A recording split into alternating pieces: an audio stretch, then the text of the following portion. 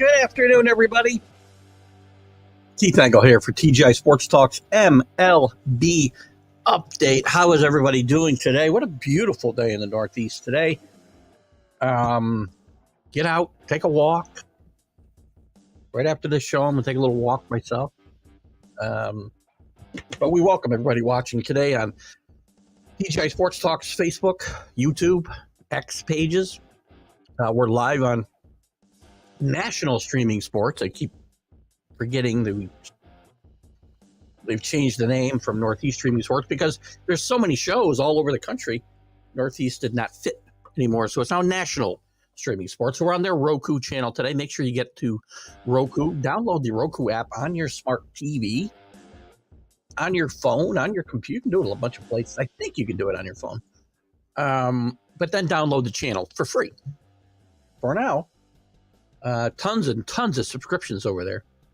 And we're doing very well here on TGI Sports Talk as well. Oh, and Let's Talk Sports, by the way, we're on their YouTube platform today. Listen, guys, lots of great content on all my platform. Obviously, I'm a little biased, but also on Let's Talk Sports and Northeast Streaming Sports. And I guest on a lot of those shows during the course of the week as well. What's going on here?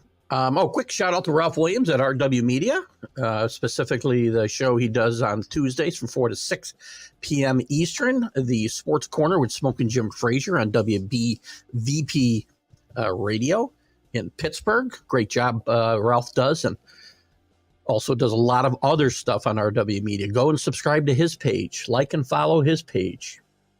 As anybody else, Bottom Line Sports, the Sports Authorities, any of the groups that you see come into this show or any of the groups I share, please get out there and like and follow those pages because, they rely on you guys to come and check out their content.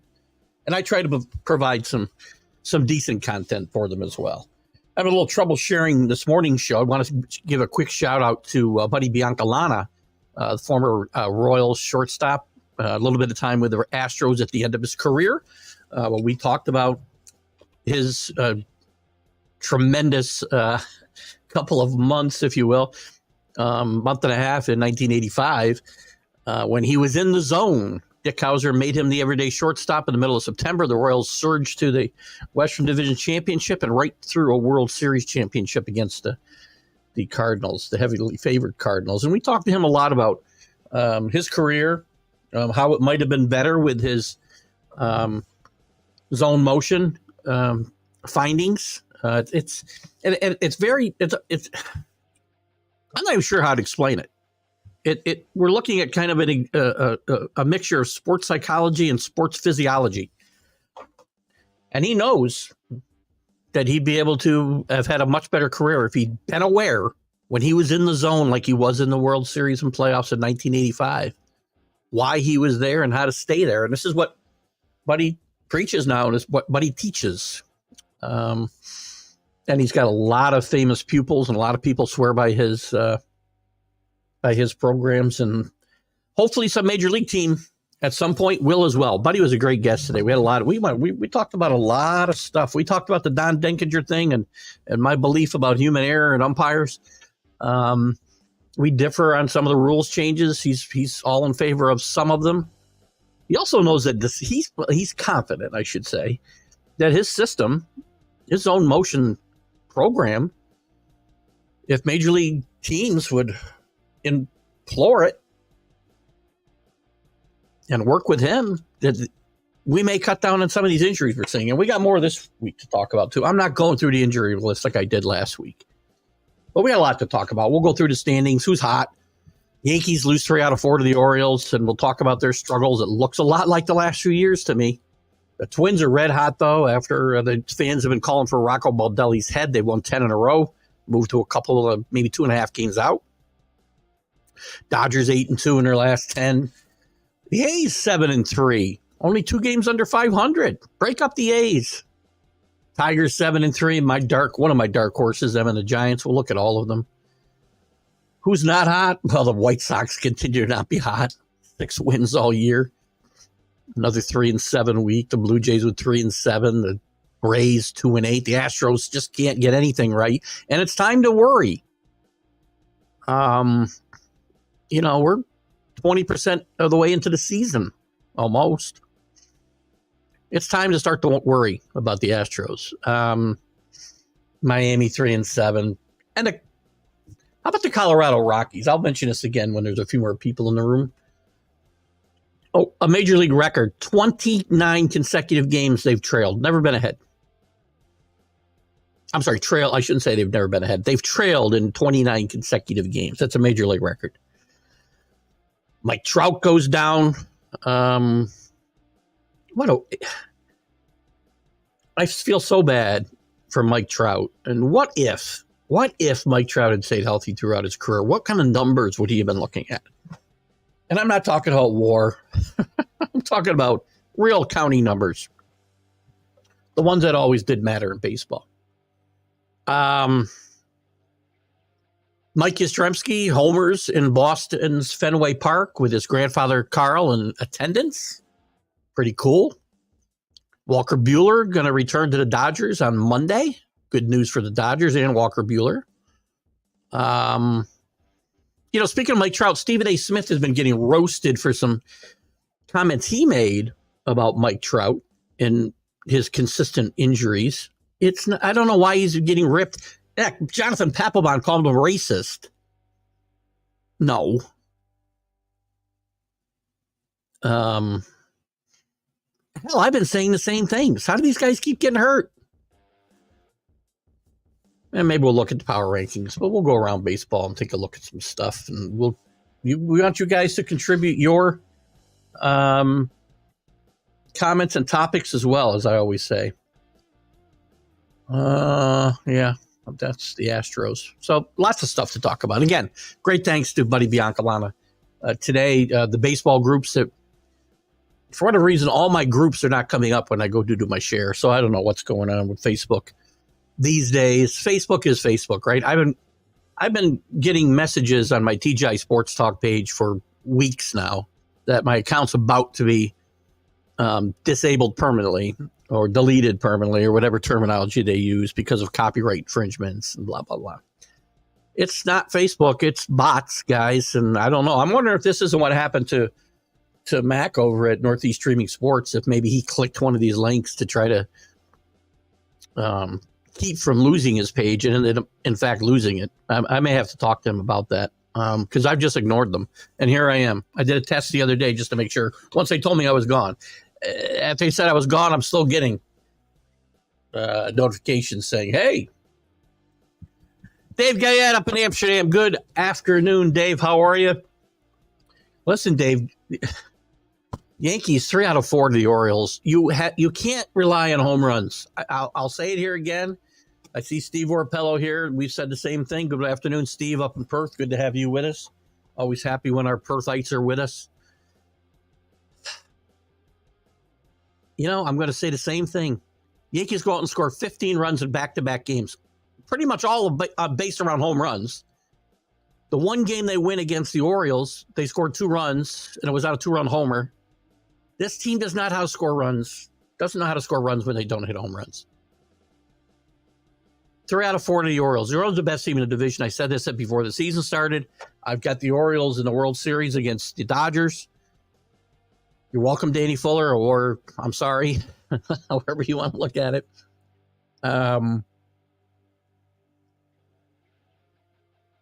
One good thing, Carlos Rondon kind of reverted back to the form I've expected from him since the day he signed.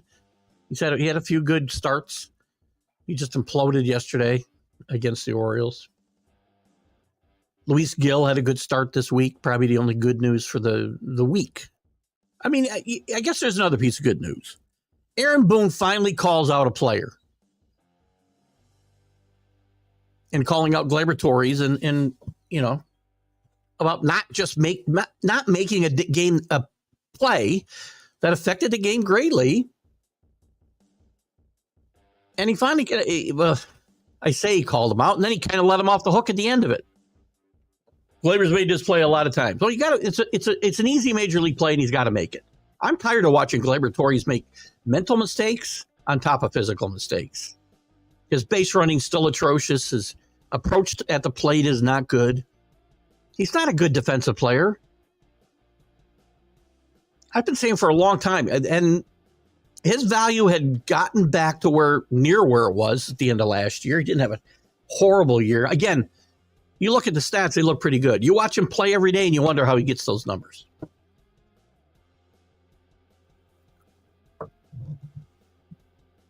His approach to base running, again, as I've said over and over again, is basically I'm going to run until somebody tags me out. No, Steve. I've not been an error. I've tried to give Aaron Boone some credit. He's got a 100-win season under his belt. He made the playoffs every year except last year.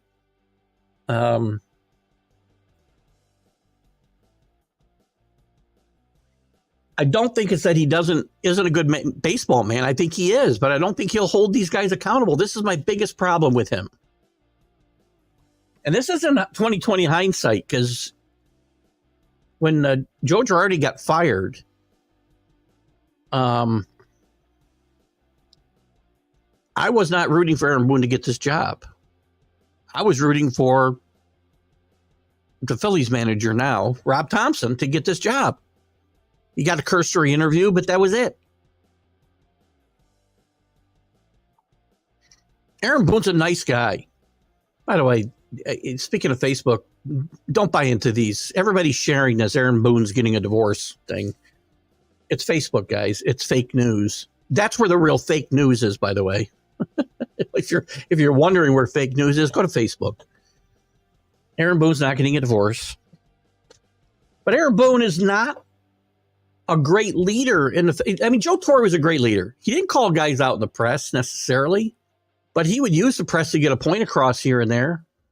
And he'd always get it in. He didn't need to yell at guys. And I'm not saying you need to get in guys' faces, but you just need to hold them accountable for base running mistakes, for fielding mental blunders. Physical errors are going to happen. And I understand it, and I can accept it. I can't accept the same mental blunders happening over and over again.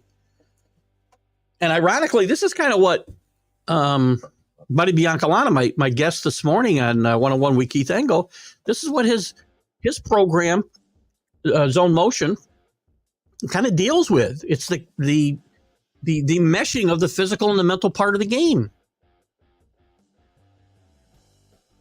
And I don't know why some Major League Baseball team doesn't get him on board to help with that. Yankees are bringing in physicists from frickin' Columbia, who are probably now, never mind, I'm not going to get into that. Not from Columbia. They were from MIT. I apologize. Don't bring in physicists. Bring in a baseball guy who realizes there is a zone. And I'm not going to harp on this a lot, but check out Zone Motion. Buddy Biancalana's Zone Motion. And it's very interesting concept. There's some guys that are swearing by it. Players, ex-players, coaches, doctors, trainers. But we bring in physicists. I've said this forever, Dave. Boone is way too easy on the players. And again, listen, and by the way, Billy Martin Jr. will be my guest on 101 with Keith Engle on the 17th, 9 a.m. I got to confirm this. Billy wanted to do it later, and I want the show live.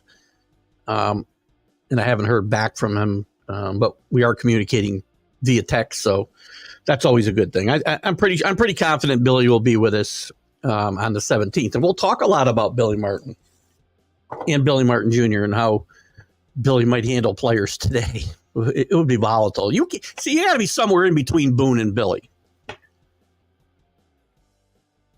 But I don't disagree that Boone is way too easy. As I said, calling out Gleyber Torres, that's the first time I can remember him calling a player out. And he could do it most every night because there's boneheaded mental mistakes basically night in and night out. And if this team wants to be taken seriously, they've got to beat the best team in the division, and that's the Orioles. And they were badly outplayed in this series, losing 3 out of 4. Shut out 2 games, I think, right? I mean, 15 runs in a game is wonderful. 15 runs back-to-back, even better. But you can't do that and then throw up, score 2 runs in 4 games, which is an exaggeration. But it's frustrating, guys. I think before a bunch of you were here, welcome again to everybody that's joining us here a little bit late. Yankees Tory's attitude has to change. His attitude's not going to change, Steve. We've seen this long enough. I've seen all I need to see of Gleyber Torres. Had a lot of potential. Had a lot of potential with the bat. Biggest mistake they ever made was moving him to shortstop, and he's never been the same.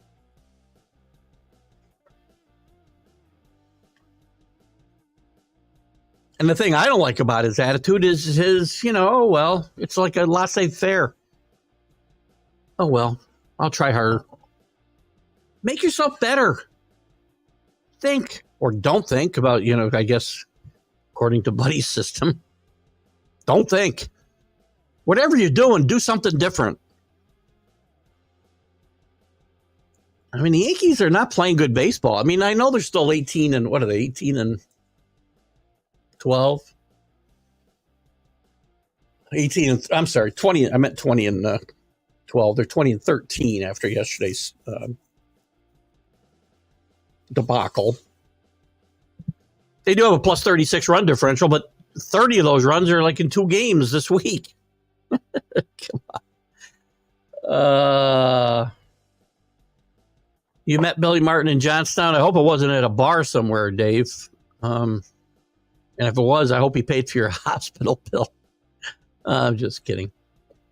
Listen, Billy was a great manager.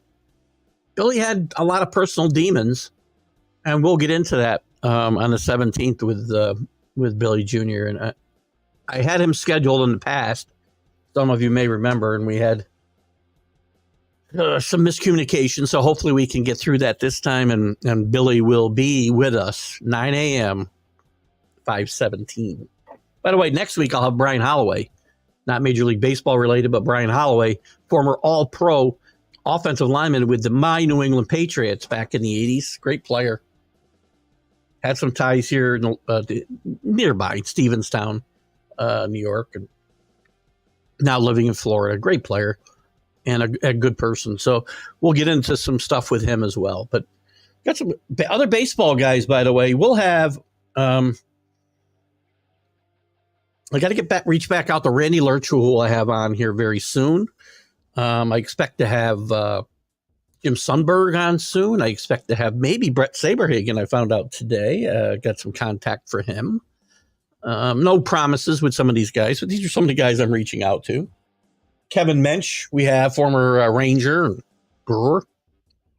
We'll have on the 24th. So a lot of baseball guys coming up and some football. So, yeah, listen, I think Judge will be fine.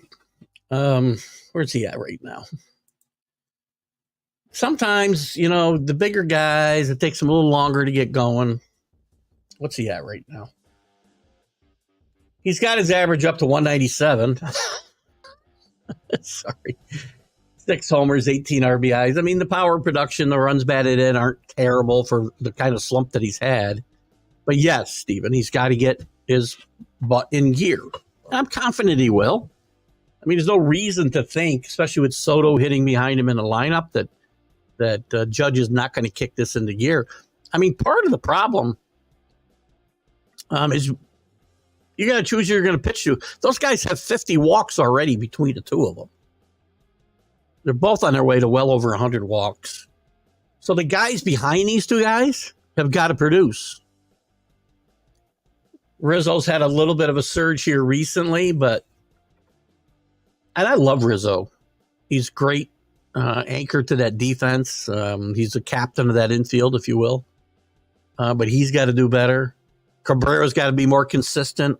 He's down to 252 now after a really good start. Cabrera's got to be more consistent if he's going to be in the lineup. Verdugo needs to continue what he's been doing, and maybe that move to the middle of the lineup, but the cleanup spot will help him.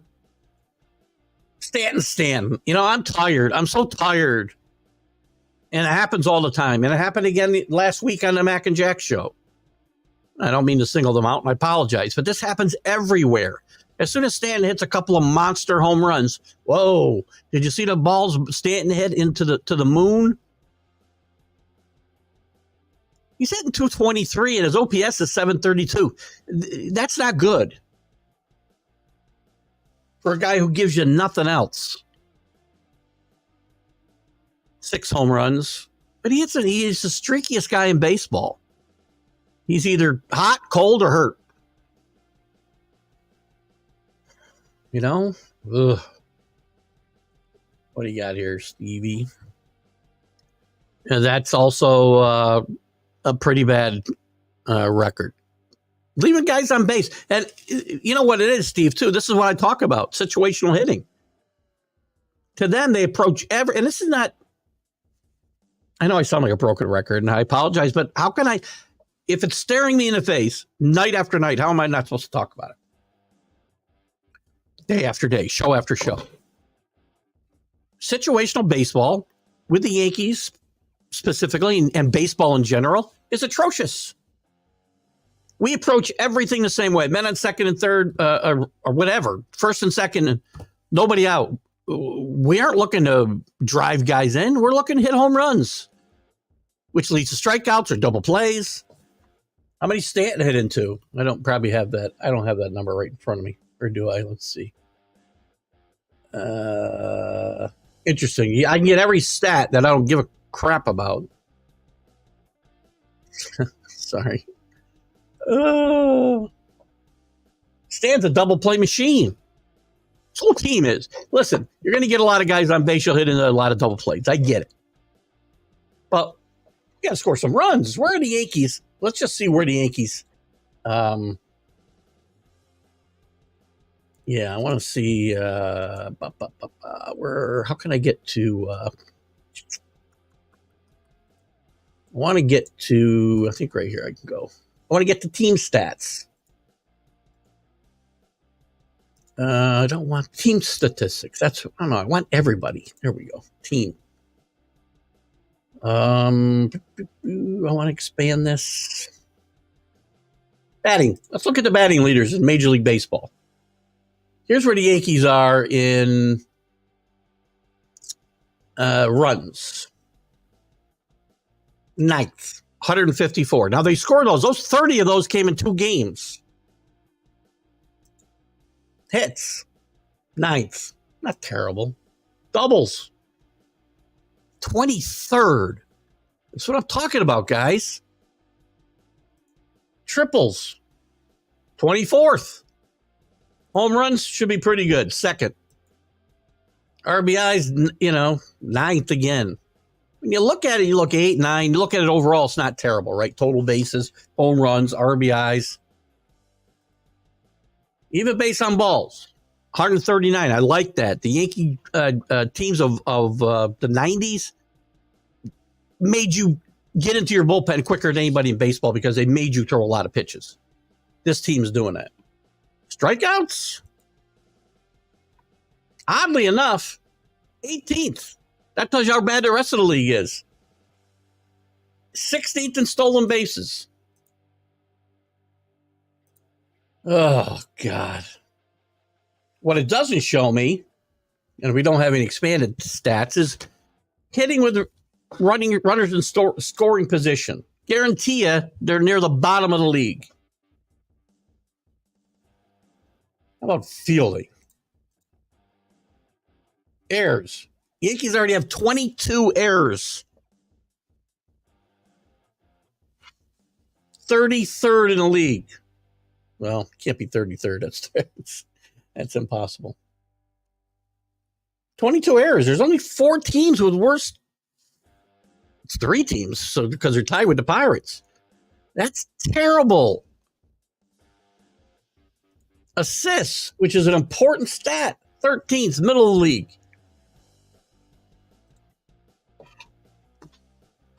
Total chances are high, so the pitchers are putting the ball in play. It is frustrating, Steve. Oh, Crouch. How you doing, Bo? Good to have you with us. Saw you at the, what was the concert you were at last week?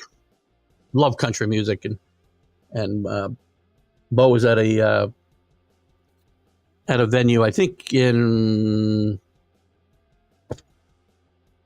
I don't remember where. Where were you? Was it Tacoma? I don't remember.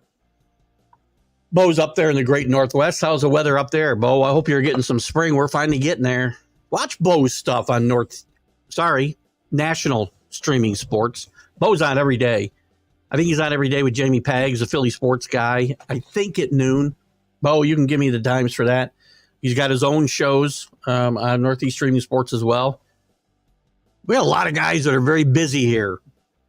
I'm one of the least busy guys here. I'm just here Wednesdays, Fridays, a couple times, Sundays, guests here and there. Some of these guys are on every night doing great work. Bo's one of them. Good catch. And I know Bo's been with us for a while now.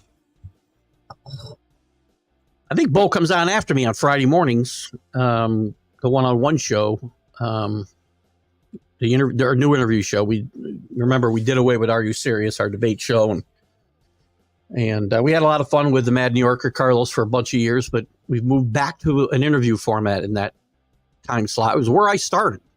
That's where I started when I first started doing this podcasting, and I love it.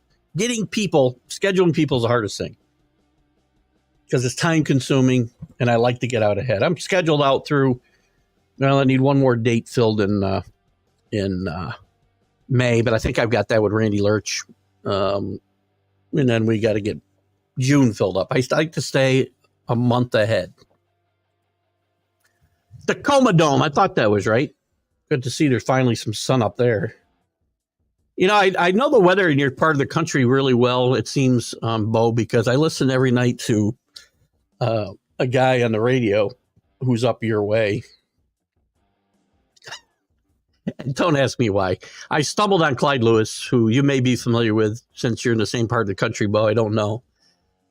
But Aftermath Media is his radio show, and some of it is just like blow your mind, nut jobs. But it's fun to listen to, and I kind of listen to it as I'm trying to put myself to sleep at night. So, Cody Johnson, Justin Moore, two guys I like a lot. So a good show. We're going to have Dustin Lynch, by the way, here. If any baseball fans, the Tri-City Valley Cats, are going to have, I think in August, maybe it's July. I'll get the dates for you local guys.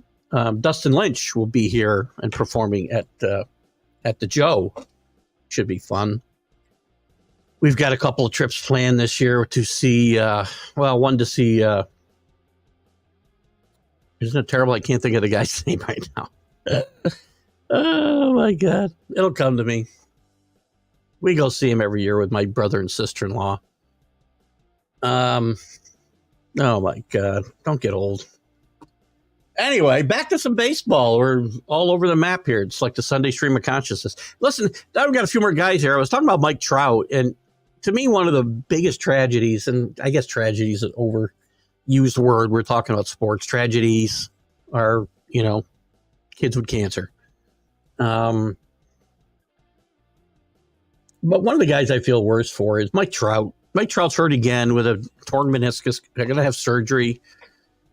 Not sure whether he's going to have he might have a chance to come back late in the season, but without injuries, this guy's Mickey Mantle. The real Mickey Mantle. This guy would have numbers like you can't believe at 30-something years old. And another injury. And Stephen A. Smith is not somebody I often stick up for. But he said the other day, what did he say? I want to tell you exactly what he said. He said he's not sure how players like Mike Trout keep getting hurt. What the hell are they doing to take care of yourself? Or what the hell are you doing to take care of yourself? Always injured. I mean, damn, it's baseball. What are we talking about here? It's not football. It's not boxing. It's not the UFC.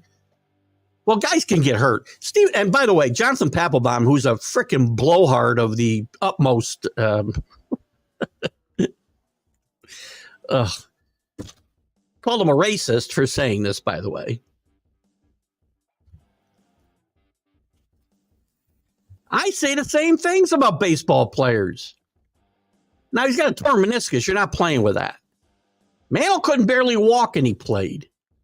We didn't have oblique injuries, and there was more to this. He talked about oblique injuries, and he talked a lot about what I talk about all the time. There it is here. Now you get hit by a pitch, and if you get hit by a pitch or something, that's different. I get all that. With these oblique injuries, you're running around the bases, you're catching, you're running out a fly ball, and you get hurt. It's because they don't work out to prepare to play baseball for 162 games. I've said this forever. I'm not getting on Michael, or what's his name? Stephen A. Smith for these comments. He's absolutely right.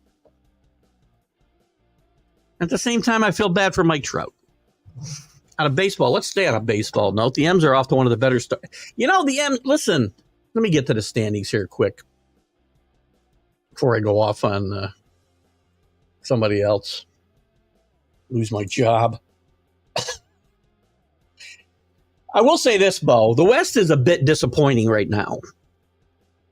The A's are a surprise that they've won 4 in a row. They're now 2 games under 500 only.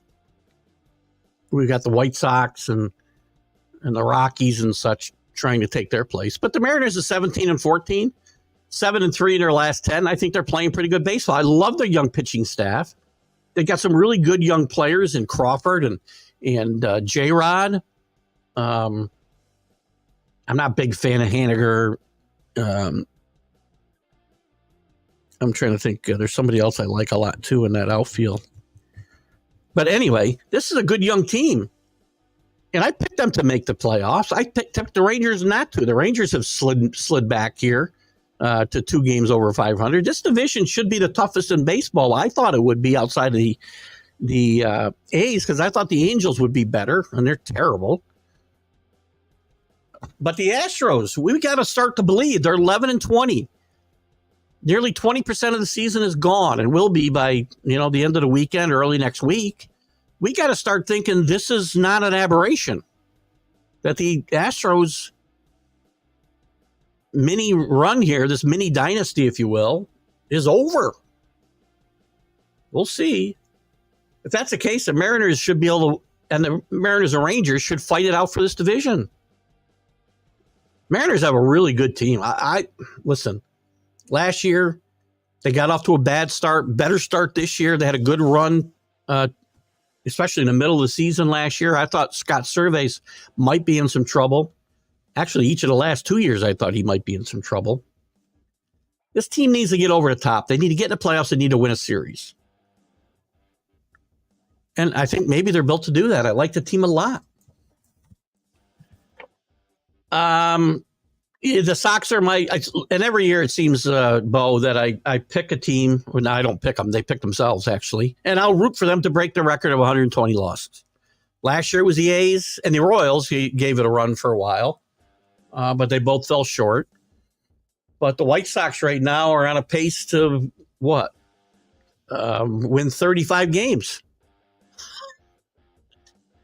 That'd be 127 losses. Go White Sox. And by the way, it's not just them. The Marlins are right behind them at 9-24. They just won 3 in a row, or they'd be facing the same run rate as the White Sox. And the Rockies are 7-24. So all these teams are going to vie for 120 losses again. The Rockies, by the way, set a record this week. They have trailed in 29 consecutive games. It's a Major League Baseball record. It's never happened before. And there have been some really bad teams around. The Rockies just keep showing up for no apparent reason. Minus 75 runs is their run differential. And I think the only team worse is the White Sox, who's minus 84. That's not easy to do after 30 games, guys. Yeah, the M's is a 78 win team. I had the M's. Where's my? Hold on, I can tell you where I had the A's or the. Their over under was 87.5, and I had them over that. So I think I had them winning like 90 games. I had them winning.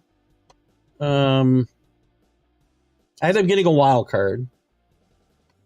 I had the Astros winning the division, and the Mariners, the Twins, and the Twins winning, Detroit getting a wild card, Blue Jays and Orioles both getting into playoffs. Not the Yankees, guys. Blue Jays, by the way, they're awful too. 15-17, 3-7. Donnie Baseball is going to be managing that team by Memorial Day. I said that last year too. Just full disclosure, I said that last year. The Yankees, well, not this year. I don't think they've played yet this year, have they? Maybe they have. See what did they? I don't think they played yet this year, Dave. In the recent history, yeah. The Astros, and you know why? Because the way this team is built is not to beat a team like the Astros, who have had very solid starting pitching, really good relief pitching. Yankees can't beat elite pitching in the playoffs because they don't know how to generate runs without home runs. I don't know that that's going to be the Yankees' problem this year because the Astros are pretty bad. Drew Willis has finished mowing. Got to move to a townhome where they do it for you. Kidding. I end up doing all the trim work and stuff myself anyway because I don't like the job they do. I repair all the landscape, but they do mow the lawn. Rockies only one game back of the White Sox. I talked about the Rockies. So you still got the Rockies, the Marlins, and I would say the White Sox, all with a reasonable chance to get to 121 losses or better. And as I mentioned, Drew, I don't know if you heard me, the Rockies set a record, 29 games in a row, trailing. Year after year, how do these teams like the Rockies, if you're not going to try to win, you know, this I'm going to sound like the Mad New Yorker now. You know, maybe we should have like European soccer and have you get relegated if you can't compete. I mean, God, you don't even try to win. I got another beef again about something too. Let me get through some of these comments. Yeah, again, that's what I was saying, Dave. Over the last, since Brett Boone's been there, at least, or Aaron Boone's been there. I got Brett Boone on mind. He keeps ignoring me when I ask him to come on my interview show. Him and his dad. Maybe it's because I bash Aaron so bad. Maybe they know. You think they're watching the show? I doubt it. If I'm nice and talk nice about Aaron, will you consider coming on, Brett, please? Brett's got a very successful podcast of his own, but him and his dad, neither one of them will give me the time of day. But since Aaron Boone's been there, the Astros have killed him. And again, because a couple of reasons, Dave. And Brian Cashman can cry all he wants about sign stealing. The Astros have been a better team every time they beat the Yankees. And last I saw, or I know, sign stealing doesn't help you, doesn't keep you from stealing runs or scoring runs. Yankees don't score runs when they play the Astros.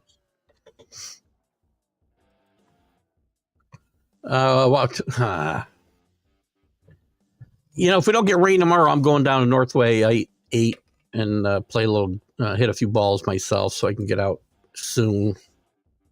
Golf tournament coming up June 1st, and I've got to get out a couple times before that or it'll be ugly. Yankees, did they play the Astros? I was looking at the schedule here. Maybe I didn't go back far enough. They did. You're right. Thank you, Steve. Beginning of the season. What the hell's the matter with me? 4-game sweep. Thank you, Steven, for pointing that out. I didn't go back far enough. built big ballparks with no bodies in them. Yeah.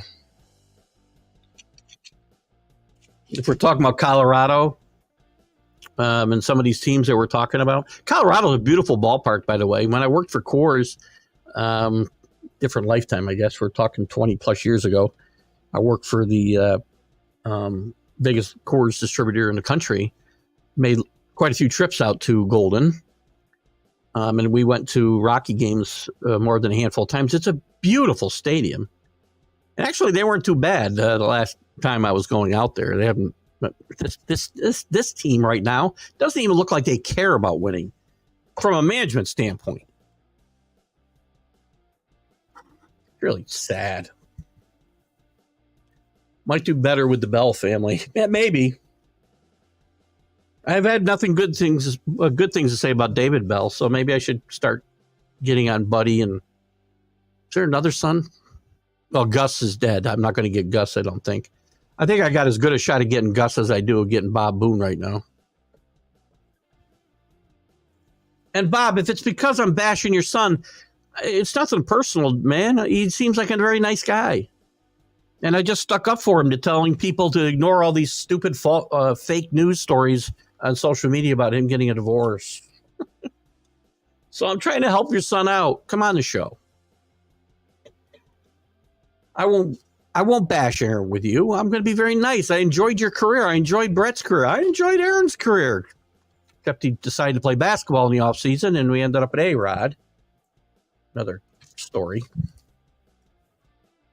Let's look around the standing, shall we? More injuries, as I said. We're not going through the injuries today. We did that last week. That was last week's exercise. Oh, we'll look at the schedule too of what's going on before we go away. But put up your comments. We'll go around the divisions as we are wont to do. The Orioles, as I said, playing some pretty good baseball, 6-4 in their last 10, but they are leading the East now, 9 games over after a tough start.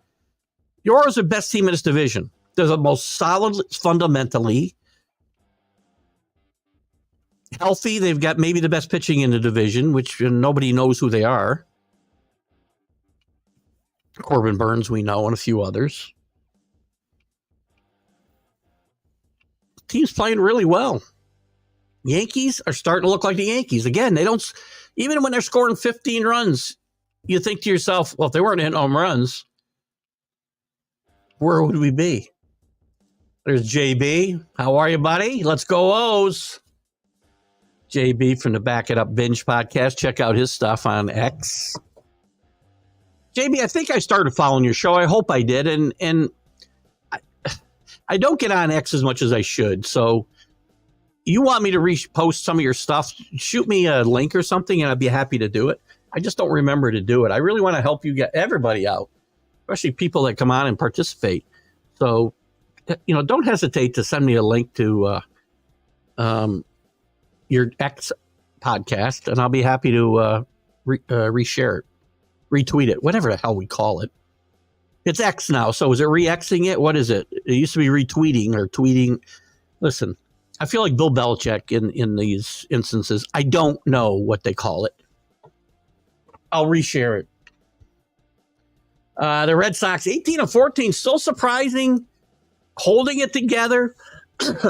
I talked about this last week. Drew and I both didn't like the Red Sox a lot in the preseason. I didn't know where the wins were going to come from. Or the outs were going to come from. I didn't know where the runs were going to come from. And the marginal guys that they've got in their lineup are all hurt, it seems. But they've got a bunch of guys. O'Neill was off to a great start before he got hurt. He's back now. The pitching staff has pitched much better than I would have thought they could have, even with Bello, who's their number one starter, out. Or he was out. They're holding their own. 2.5 games out of first. The Blue Jays, again, I will repeat last year's prediction. Donnie Baseball will be managing this team on or shortly after Memorial Day. The Rays, have things finally caught up with the Rays? It's not just that they're 14-18, 2-8 in their last 10. The run differential, 43. That's a lot. That's a lot. And, You can't just keep going to the well, man. There, at some point, there isn't a next man up. And they keep trading their best players and finding guys to step in. Well, this time they haven't replaced Glasnow. They haven't replaced the two or three starters that are out for the season hurt. Rasmussen, McClanahan. I do think they've. I don't think they miss Wander Franco, but I think maybe this team's magic is up. Oh, only on YouTube. Well, send me that. I'll be happy to listen. I'll be happy to share it to my page. I don't know why I thought it was X. So you're on YouTube. I want to get there and subscribe. Send me a link, and anytime you want me to share it, I'll put it on my my Facebook page. I'll be happy to, for sure. Drew, with a little stats while we do the standings. I was looking at some of this earlier. Mookie Betts playing decent shortstop, by the way, as well, hitting 377. Alex Bohm is becoming a star in front of us. I mean, some people think he broke out last year, which he had some pretty good numbers. This year, he's been on fire. I love his game, and he's a really good one. Salvador Perez, I think pretty sure he played with me in high school, but he continues to hit. Will Smith hits. Altuve. You can love or hate. I know you guys all hate Altuve. Not all of you, but the majority of people hate the Astros, hate Altuve. But if you're just going to look at this overrated sign stealing scandal, you're losing out on appreciating one of the best ball players of this generation. And Jose Altuve, I will tell you once again, first ballot Hall of Famer. Dodgers 271, Braves 266. I was just looking too at the Yankees. The Yankees scored lots of runs. I mean, 8th and 9th, I think. Batting average are around there, right? But based on balls, they're doing very well. But too many strikeouts, too many double plays. 39 double plays already. I don't think it's interesting that the only team that's not playing well of this list is the Astros, 11 and 20. And Drew, I was talking about earlier too. I don't know if you heard it. It's coming close to time. And I said early on, just relax. I sounded like Aaron Rodgers. But you can't relax anymore. We're going to get to the 20% of the season is gone pretty soon here. And this team is not playing good baseball. 11 and 20 still. The 30-game mark.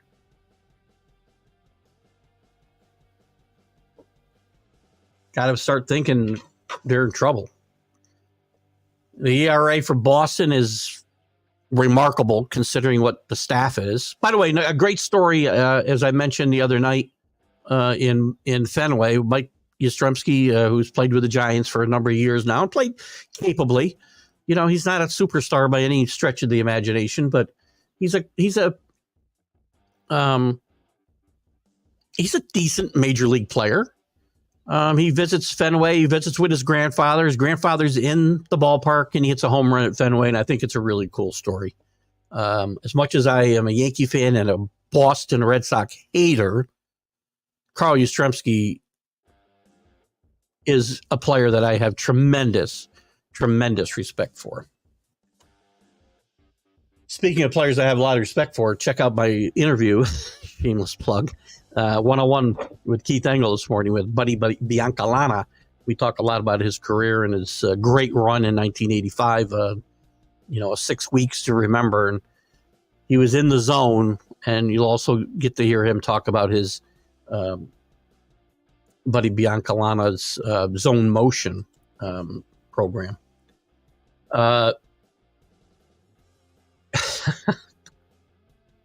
Don't make me say that name, Drew. He's a surprise. Whatever. Ranger Suarez. I like Ranger Suarez a lot, and I thought he was coming into his own last year. Obviously, I don't think this will keep up. These are Sandy Koufax and Bob Gibson type numbers. Not going to continue. Barrios pitching well. after really not being, I don't think, everything that the Blue Jays thought they were getting when they brought Berrios in here from the Twins. The next bunch are all surprises. We don't think that Imogene Coca there, the number one guy, is a surprise. And Skubal, I didn't think was a surprise. I guess you're not saying they're surprises. Ronaldo Lopez, Cutter Crawford, Jordan Hicks, Seth Lugo. Seth Lugo's a nice story. I'm going to be interested to see how he holds up as the innings start to pile up because, he's pitched out of the bullpen most of his career. Would spots start here and there. And every time the Mets or even the Padres got ready to, lengthen him out, something would happen. They put him back in the bullpen or he'd get hurt. By the way, I don't think I put Skubal in that category with the rest of those guys. I mean, he was expected to do well, I would say. No? Where was I? I haven't even got to the Central yet. It's already 3:51. Let's get through here quickly. The Indians continue to lead the way in the Central. Just 5-5 in their last 10. The surprising Royals hanging right with them, just a game and a half behind. The Tigers, who I liked a lot, as a surprise in the American League, are starting to right the ship after a very uneven early part of the season. They're now 5 games over and only 2 games out of first. The Twins have rebounded, as I mentioned earlier. The fans were in revolt there, wanting Rocco Baldelli's head. All they've done is run off 10 in a row to get to 17 and 13 now, only 2.5 games back, and the White Sox later for the White Sox. The West, we talked about a little bit when Bo was on. The Mariners and Rangers, half game splits them. It's really a tie. Well, sort of a tie. But to me, the Mariners are the better team here. I think there's better pitching in the starting rotation. And if they get the offense that they should get from their young kids, and maybe make a couple of midseason acquisitions to improve a couple of their position players, I think the Mariners will surprise this year. Rangers, I still don't hold out a lot of hope for. The A's are a bit of a surprise. The Astros are a surprise the other way. And the Angels, it looked good after they had a team meeting after 2 games and went on a winning streak, but now they're 2-8 in their last 10. To fall into last place tie with the Astros. Scuba was expected, as was Wheeler. Who's next? Those guys I mentioned all were before. Oh, I get you. All before them in the area. I got you. And again, that's a great list of guys. Ronaldo Lopez, I kind of like. Jordan Hicks, I liked before the season. Lugo, again, great story. Tanner Houck. To me, this stat with the Red Sox, that's what kept them alive, is the pitching. I'm doubtful that this can continue. 18-14. I still think this team finishes, unless Tampa's worse than what I thought, and they may very well be. Again, minus 43 run differential is a bigger concern than that 4 games under 500 at this point. But I don't think the Red Sox are that much better than the Rays, if you will. So, Lugo pitched 146 innings last year. And when did that get to be a lot, though? So 146 innings is great, but we know the way they baby pitchers, right? There's only a handful of guys get to close to 200 innings every year anymore.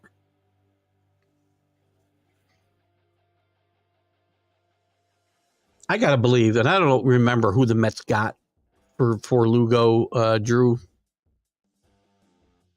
I want to say Tommy Pham, but I don't know if that's right. But I got to believe they rue that trade. They could use Seth Lugo right now. I always thought if they made him a starter, he'd be a pretty good player. I didn't think it'd take this long in his career. He's been around quite a while. Drew did predict the Magic's, the Rays Magic was going to run out in our prediction show. Good call, Drew. Yes, you did. Where did I pick them? I picked them 4th, but below 84.5 wins for sure. Let's get to the National League quick before we run out of time. We might have to go over a couple of minutes. The Braves just continue to be the Braves, 20-9, half game lead over the Phillies. Though Phillies aren't going away. Phillies are a better ball team than they've been in a while, in my mind. The Mets. Listen, this is probably what you're going to get out of the Mets. You know, they're going to win a couple in a row, lose a couple in a row. Lost a tough one the other night on, the new blocking the plate rules and such. And the Nationals a bit of a surprise, only one game under. Marlins may compete for that loss record. The Brewers, 19-11, they've slowed their pace a little bit, just a game ahead of the Cubs. And their ex-manager, Craig Counsell, obviously. That's going to be a fun race. The Reds, as you would expect from it's still a young team, very young team, and battling some injuries. Matt McClain, I got 3 fantasy teams where he's an important cog. He may not play this year. But the Reds are 16-15 again, another 4-6 in their last 10. They're going to be very streaky. The Cardinals, who I thought would be better this year, not playing very good baseball. And the Pirates, after a quick start, folded even faster than they did last year, about 2 months faster. They're only 14-18. The Dodgers, 20-13, still playing good baseball, 8-2 in their last 10. They get Walker Buehler back Monday night, as I mentioned. Padres, the rest of this division is terrible. The Giants, 15-17. That was my dark horse in the National League. Padres, 2 games under 500. Giants, 2 games under 500. The Diamondbacks, I said, would probably take a step back this year. Don't think I had them in the playoffs. Did not. I actually had them finishing 3rd, and I had them under 83 wins, so. And again, the Rockies are the Rockies. Good God. What do you got, JB? The score, tie score. Bottom 10, Ghost on second. You've already pissed me off now, JB. So I'm just kidding. Why not walk the batter to set up the double play? Cubs did that. Nobody does it. First of all, there's both sides of this, right? Hardly anybody bunts the guy to third base. Especially in the bottom of the inning. Why wouldn't you bunt? Why wouldn't every single team, other than the fact that they can't bunt and they don't practice bunting, why wouldn't you bunt him over to third? Every time, especially if it's the bottom of the inning.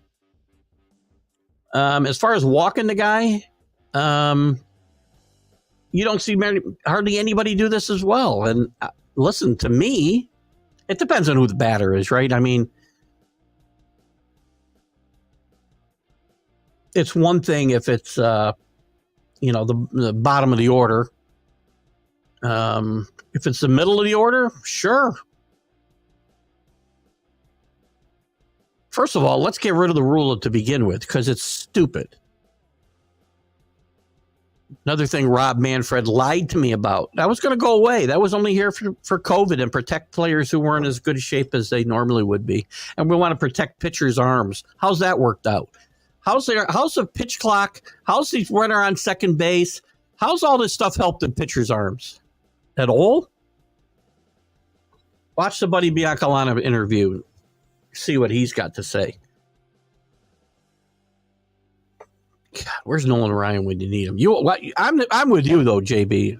I'm missing something. But again, it's fundamental baseball, which we don't care about anymore. Why should I play for 1 run when I can get 6 if I just keep swinging away? And you want to play analytics on the field, I'm sure somebody's got an analytic that says, well, if we walk the guy, that whatever. Analytics have very little to do with what actually happens on the field. Very little.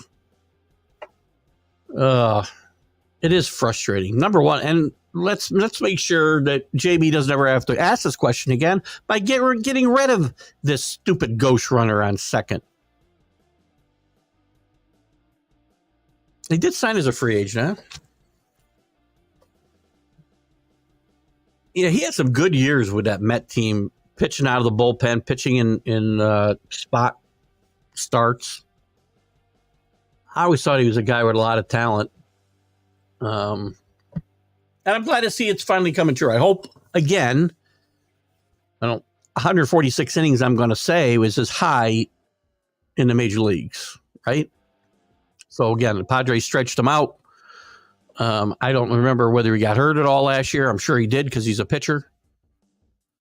Bring back old school baseball, JB says. Bob Gibson would have buzzed Soto after he stared down Kramer behind 4-2. Agreed. I have no problem with that. I'm a Yankee fan, and if you're going to play these games that these guys play with flipping the bats, we don't even care what the score is. It doesn't matter if we're ahead, we're behind. We flip the bat, we stare at the... Juan Soto's off to a great start, numbers-wise, with the Yankees. The next time he runs hard to first base will be the first time in 30-plus games. I need no talent to run hard to first base. And we're going to see what Aaron Boone comes up with for excuses for Juan Soto when he turns a double into a single in a big moment someday. What do you got, Drew? We're going to go a little long because Drew's got a couple of things on his mind here. Some big-name rookies coming up recently. Joey Lapper. Where are the Smith and Joneses? Help me out here, Drew. Joey Lapperferto. I'm sorry, Joey. I'm sorry your family. If you're watching, I'm never going to get you on the show either.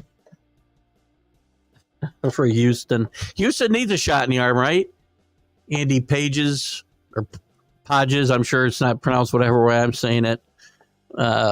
Winfield Perez for Detroit. Tyler Black for Milwaukee. There's a kid that I followed for a little bit now. Jordan Beck with Colorado. They can use all the kickstart they can get. And Drew would expect Paul Skeddies to show up for the Pirates later in May. Listen, they're going to be most of these teams. Well, I shouldn't say that. Houston may be looking for a lot of players come when they start unloading guys at the trade deadline, the way things are going. Pirates and Colorado, these are teams that are just ingrained with a losing culture. I want to talk to JB, too, about Jackson Holiday a little bit. Talking rookies, jot this name down. Kobe Mayo, who I've heard with the A's, AAA. Thank you, JB, and please feel free to shoot me in Messenger on Facebook, or if you're not on Facebook at all, let me know, and I'll give you my email, and I'll be happy to share your show on the TGI Sports Talk page. Kobe Mayo, I have heard about for the A's for sure, or the O's rather. Listen, the O's have done this right. The O's have done a great job of putting this team together, and I love what they've done. And thank you for the kind words, JB. And listen, you and I are going to be going back and forth all summer, hopefully, about the Yankees and the Orioles. Got us first time, 3 out of 4, man. And Gleyber Torres says, we got punched in the face. He's right. This was not even close. I mean, they won one game, 2-0.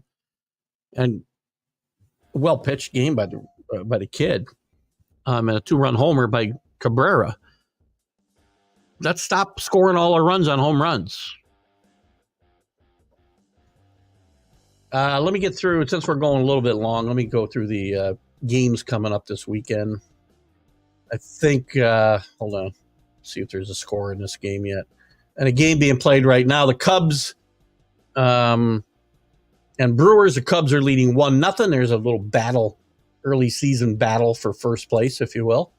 You can put up a couple more comments. We can cover a couple more things, Drew, if you want to do that while I'm going through this. This game, Joe Ross started against Hayden Wesneski. Baltimore at Cincinnati. That'd be an interesting series this weekend. Starts off with Cole Irvin and Hunter Green, a couple of good rookies. Speaking of two of Drew's favorite teams, Colorado is at Pittsburgh. Cal Quintrell against Martin Perez. Oh man, you'd have to pay me to go to that game. A lot. San Francisco's at Philadelphia. Jordan Hicks, one of the more surprising players, I guess, against Aaron Nola on Apple TV. By the way, Roku is in negotiation with MLB to pick up, and I didn't even know, but Peacock, somehow I missed this. Does anybody remember they had Sunday morning games last year? They got an exclusive window until 1:30 in the afternoon. Peacock had last year. I don't remember, maybe because I don't pay attention to Peacock. But Roku is in negotiations now to pick up that window in Major League Baseball, and they're an 11 a.m. game every week. Maybe I thought and it just slipped my mind. I don't know. Toronto's at Washington. Kukechi against Patrick Corbin. Patrick Corbin. How is Patrick Corbin still in the league? It tells you all you need to know about Major League Baseball pitching, the state of Major League Baseball pitching. Teach your kid, if you're a young guy with a young son or daughter, I guess, just so I'm not being sexist, tie his right arm to his side when he's young. Make him use his left hand, because you can be left-handed and pitch in the majors. You don't even have to be any good. You can pitch forever. The Mets will be at Tampa Bay. Quintana against Savali. The Tigers at the Yankees. This is going to be an interesting series. Reese Olson against Marcus Stroman.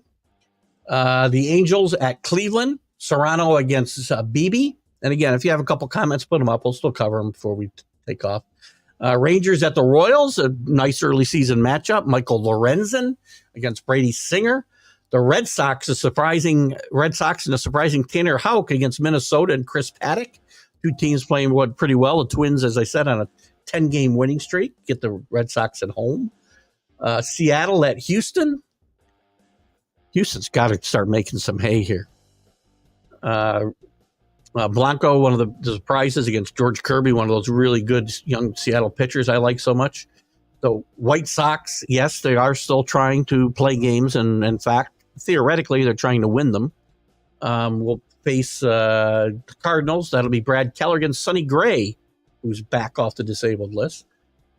The Marlins at the A's. Weathers against Sears. San Diego at Arizona. Dylan Cease against Sankani.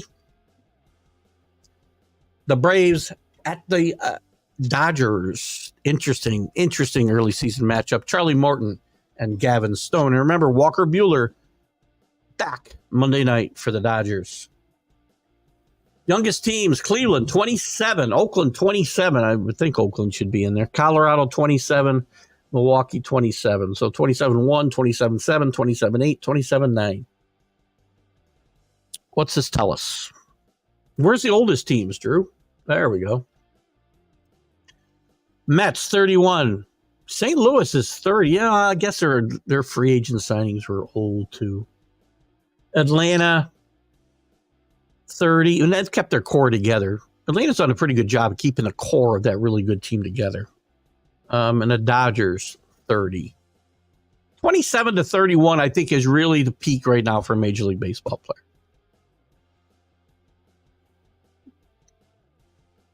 Yankees facing Skubal on Sunday versus Nestor. That'll be a nice matchup. That'll be a lot of fun. Skubal was my Cy Young pick in our preview show. Nestor hasn't pitched badly. Still some problems. Listen, the Yankees have been... By the way, Garrett Cole still has yet to throw off the mound on May 3rd. I have my doubts he's going to be back in July. I don't know what they're thinking about. Let's see. Was there any other news I wanted to touch on?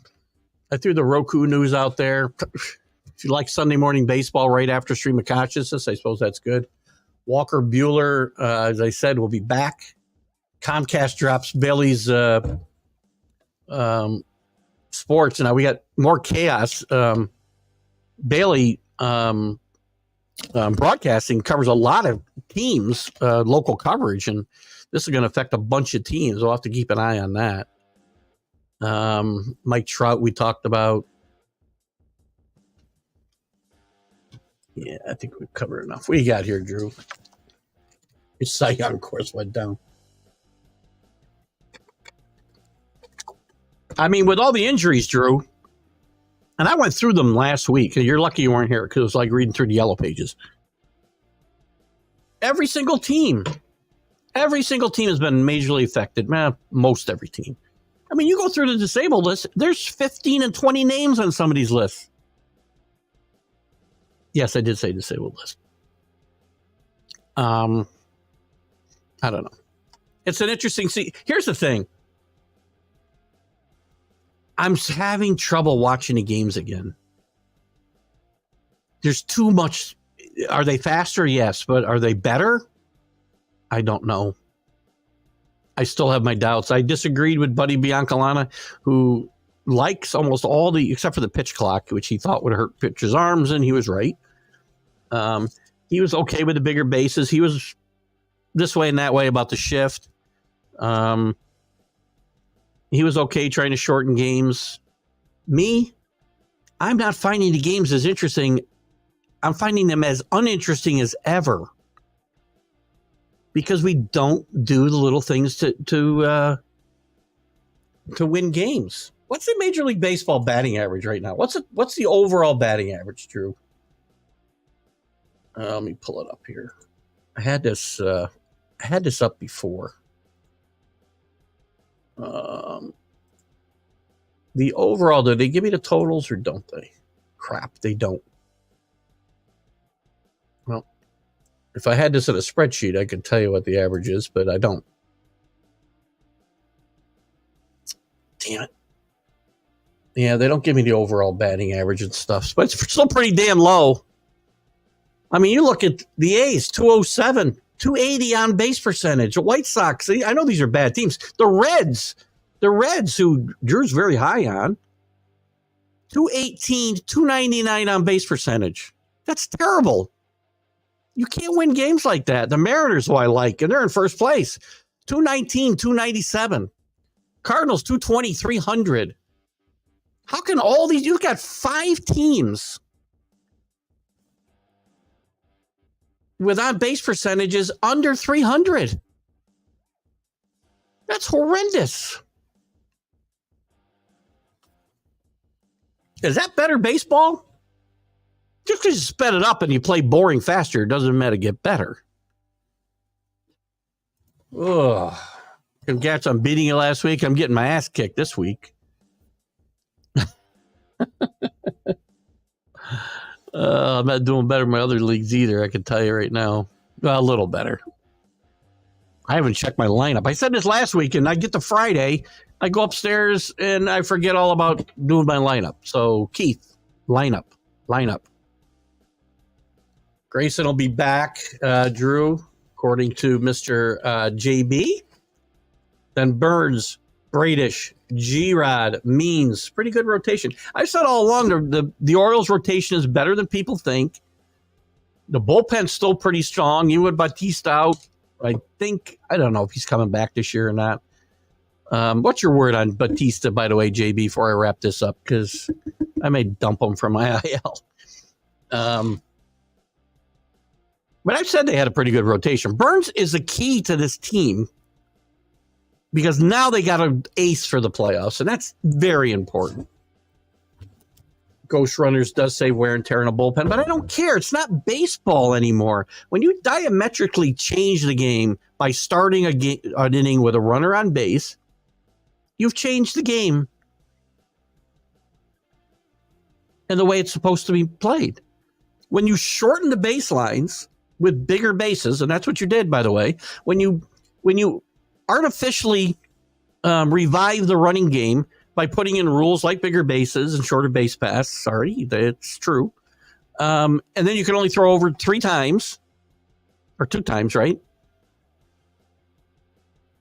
Which gives a guy a free pass, basically, once you're thrown over there. And you're artificially changing the game. Are you making it better? I don't think so. They artificially tried to improve batting average by eliminating the shift. Instead of teaching guys how to actually hit, and hit it where guys aren't. And I understand. Talked about this with Buddy Biancalano this morning. Guys are throwing harder and more movement on the ball than ever. Another cause for injuries because they just go all out. They can't go anymore. And maybe that's one of the reasons you can't just say hit it where they aren't. I still don't believe that. I think the approach to hitting still is pretty atrocious. So, and it hasn't worked. 239 general major league batting average. That's horrible. What's the on-base percentage? It can't be more than about 310. I mean, maybe not 310. You got one team, the Dodgers, at 354. That's very good overall team-wise. There's our boy, Kenny. When wasn't baseball boring to watch? It's never been boring to me. It's never, well, I shouldn't say that. Growing up, baseball was not boring to me. It just wasn't. Games were played in 2 hours. We had pitching duels. We didn't have home run duels. Guys knew how to run the bases. You could steal runs. Managers took chances. They didn't read off a play sheet. So baseball was really exciting for a long time. And I have fought this boredom for the last 10 years. And I'm really starting to get worn down. Felix Bautista is out for the whole year. Good. I dump him. What the hell am I hanging on to him for? Average team AR 3.94. That's, considering what it's probably been for the last 15 years, that's pretty good. Now, why is that not okay? Pitchers have gotten ahead of hitters because of the approach hitters take to the plate. Yeah, you got more kids who can throw 100 miles an hour and great movement on it, but they're not in the game for the whole. What the hell's wrong with my glasses? Jesus Christ! I was having a stroke. I just don't know.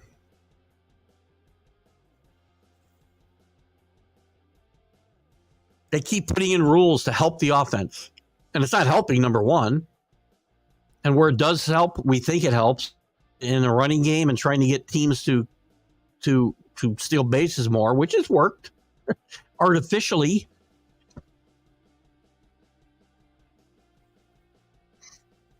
It's even worse. I want to say last year was up from when they first put the rule in, right? Drew, again, you can look or not look. It's up to you, but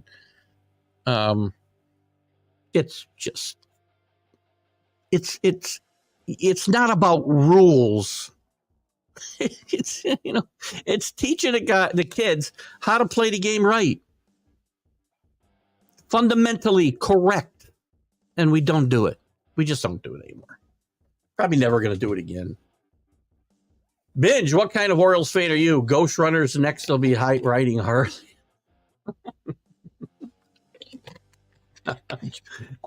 JB is a good Orioles fan. By the way, Kenny, JB, if you're still here, Kenny is a huge Oriole fan as well. I'm not going to let JB get away with that runner on second base thing, though. Point made when we were playing games took 2 hours or less.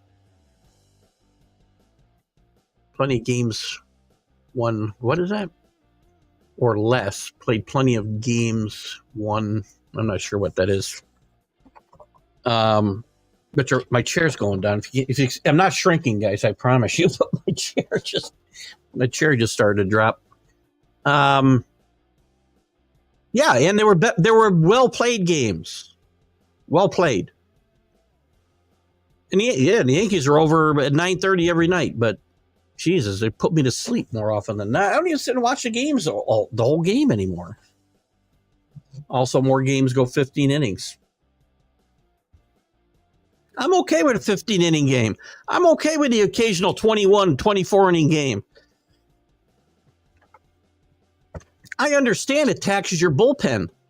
Gosh, that was part of the charm of baseball.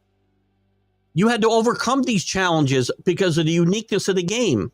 There was no clock. You played until somebody won, right? And you didn't try to end the games earlier by artificial means. And then you don't even try. And then, by the way, we give you this advantage, right? We give you this stupid runner on second base. And as I said earlier, JB brought up the defensive part of it, why they wouldn't walk guys to set up double plays. And I don't see the Yankees do it, but, Aaron Boone's their manager. You also don't see the team in the bottom of the ninth, if the game's still tied, every team should be moving that guy to third base. Every team. If Billy Martin were alive, he'd be 100.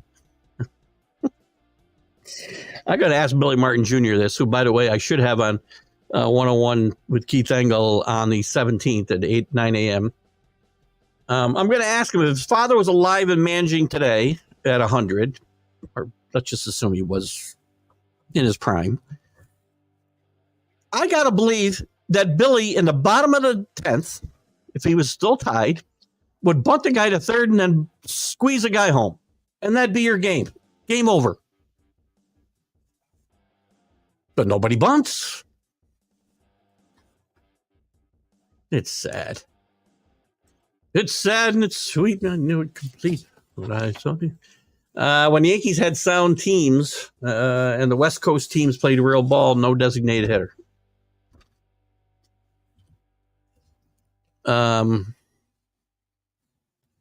was never a big fan. It's funny. I'm a lifelong Yankee fan, so I've seen more. Well, I shouldn't say that. I watched a lot of American League Baseball because I'm a Yankee fan, obviously, before interleague play, another thing we didn't need. I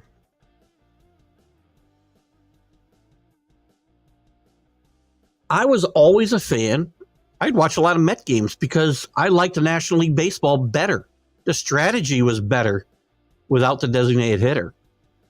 You don't need double switches. When do you see double switches today? Hardly ever, because there's no reason to do it. You didn't have pitchers who could help themselves. Some really good pitch. Tom Seaver was a good hitter. I'm reading, and I'm going to have Randy Lurch on here in a few weeks, who was a great prospect for the Phillies, and told some off the field issues kind of derailed his career. I'm just finishing his book. It's really interesting. This guy was a great hitter. He hit 2 home runs in a game one time. Rick Wise. I'm thinking about guys who could help themselves on the mound. Now it doesn't matter.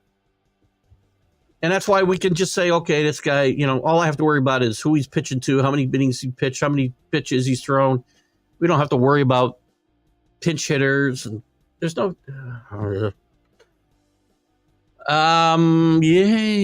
would... I like that. Was a great game.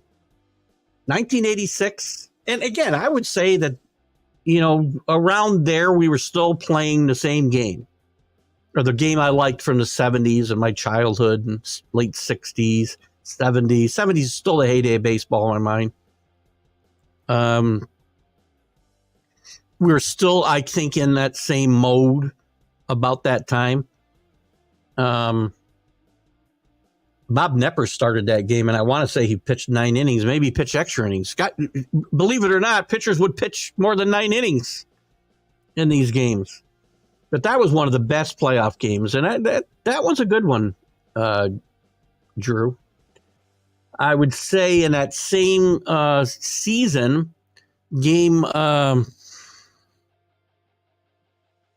might have been game 5 of the Red Sox and Angels series was another one that was a great game. The Donnie Moore game. I think it was game 5. I'm not sure. Obviously, game 6 of the World Series that year. So that season, that postseason, had at least three great games. Those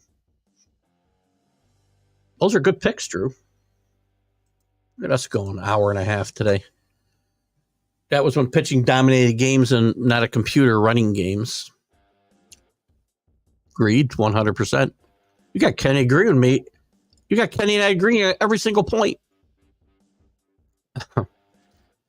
We couldn't allow pitching to continue to dominate games because people with small attention spans, sorry, younger generation, I'm pointing at you, didn't want to see 2-1 well-pitched, well-played games. Or at least the powers that be that put the game on and want eyeballs watching it determined that didn't want that. They wanted a video game. They wanted to see home runs. They wanted to see guys standing at home plate admiring their home runs.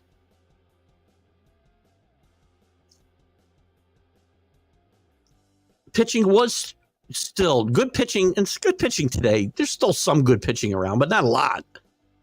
Again, Patrick Corbin's starting tonight. Tells you all you need to know about starting pitching or pitching in general in baseball.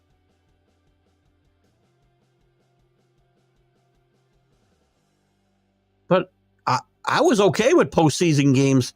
What was the score of that game, Drew? Do you remember? You didn't put the score up, right? What was the score of that game? It wasn't, I want to say it was a low-scoring game. Mike Scott, the whole thing is, Mets, if you remember how important that game was for the Mets, because they were waiting on Mike Scott, who they could not touch. They would have lost in Game 7. Mets would not have won a World Series that year. They would have lost to Mike Scott. I know that's, whatever, crystal ball stuff, but I'm pretty confident in saying that. Mike Scott was unhittable that year, and the Mets had no clue, no chance. I want to say it was a low-scoring game, though. 4-3. Was it 7-6? Okay. All right. Well, again, 16 innings, so it's still, not a high-scoring game for 16 innings. It was a well-pitched game. You can go 16 innings, I guess, and give up 13 runs. That's not so bad. Because you had some lead changes, if I remember, in extra innings. I remember watching that game. It's, in fact, if I'm not mistaken, the game started at like 3 o'clock in the afternoon and went into Monday Night Football. It was on a Monday.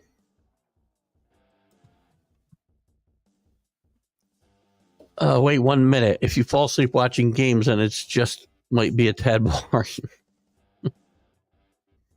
I didn't say it wasn't boring. I did say, Kenny, that speeding up the games has only made it boring for a less amount of time. I'm having a lot of trouble staying interested in ball games today. And part of it's the announcers. I don't like the guys I'm listening to. That's another part of it for me. I invite these guys, and that was always a big deal to me. When I was a kid, I had Rizzuto and White and Frank Messer in my living room every night, or on my radio every night. And then for years after that, I had Bobby Mercer and Tony Kubek, and Singleton came in, and I enjoyed having these people in my living room every night. I don't enjoy the guys I got to listen to today. That's another part of it. Yeah, I can go, we went a little long. You have a great weekend too. See you soon on the Sunday morning stream of consciousness for sure. See what we talk about this weekend. Remember Reggie hitting a homer after homer. Reggie was Mr. October.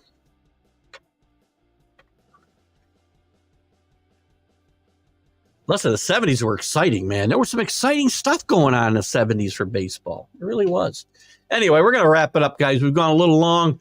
We got off topic here a few times, but we had a lot of fun, I think. And I want to thank you all for joining me today with Major League Baseball Update here on TGI Sports Talk. And we'll be back Sunday with the Stream of Consciousness.